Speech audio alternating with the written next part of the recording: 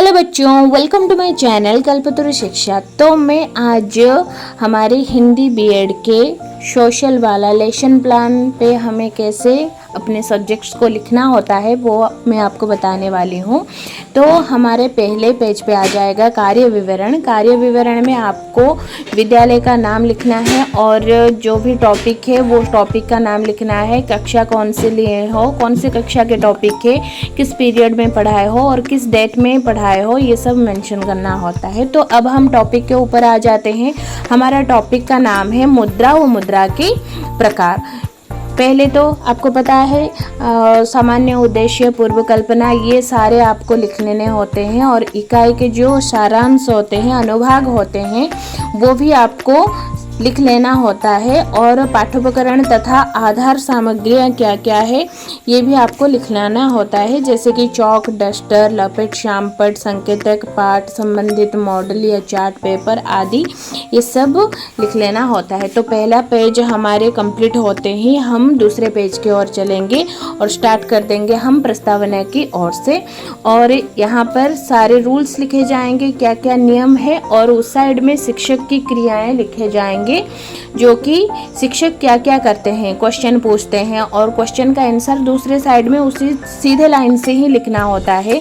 यहाँ पर उद्देश्य कथन रहता है, प्रस्तुतिकरण रहता है, विकासात्मक प्रश्न रहता है और प्रश्न का उत्तर दूसरे साइड पे होता है। ये देख लीजिए, जो कि यहाँ पर क्वेश्चन के ठीक सीधे लाइन पे ही उसका आंसर रहता है।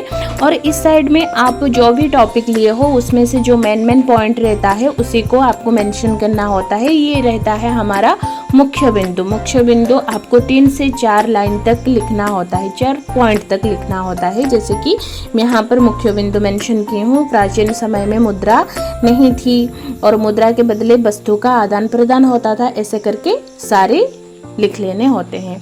और दूसरे साइड में दूसरे इकाई के वो भी आपको लिखने के बाद क्वेश्चन लिखना होता है, बच्चों को पूछना होता है, यहाँ पर लिखना होता है, दूसरे साइड में इसका आंसर भी लिखना होता है। और पुनरावलोकन का भी क्वेश्चन 1 से आप 4 या 5 तक लिख सकते हो और दूसरे साइड में उसका ठीक सीधे ही इसका आंसर लिखना होता है। और दूसरी इकाई पे जो आप पढ़ाए ना उसका भी मुख्य बिंदु लिख लेना होता है। तो ये सब होने के बाद हमारा आ जाते हैं हम मूल्यांकन की ओर।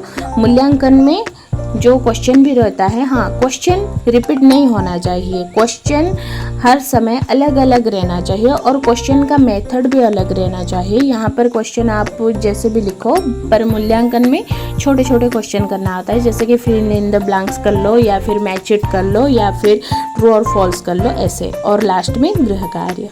Thank you.